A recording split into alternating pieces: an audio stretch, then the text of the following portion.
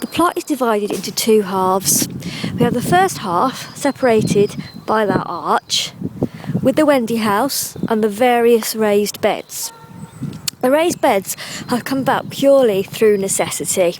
When I first had the plot about 2.5–3 years ago, it was horrible, and this was the only bit I had, and it was covered in tall grass. I say tall, it's about the same size as me, and I barely scraped 5 foot. And that did take a long time to get sorted and levelled. 2.5 weeks in the first instance to clear it all.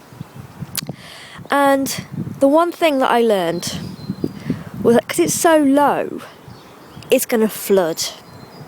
It's going to have numerous weeds fill it. Slugs are going to eat everything you direct sow, and it is heavy clay.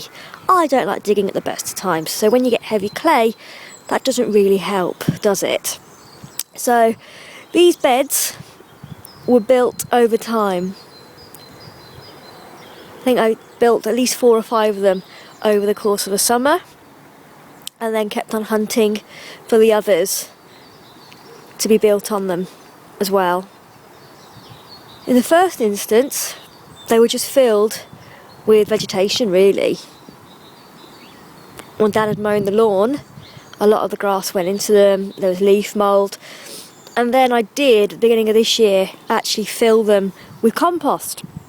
I say fill, beds actually do sink after a while, you do have to keep topping them up.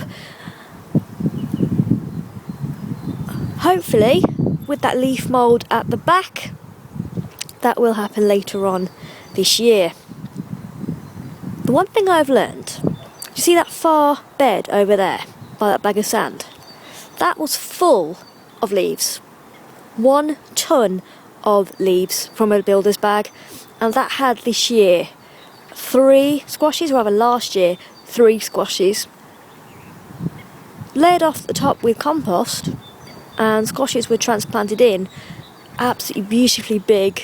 Not so much tasty, but big squashes. Couldn't recommend it more, really. So we shall see just what the value of all that decaying matter is.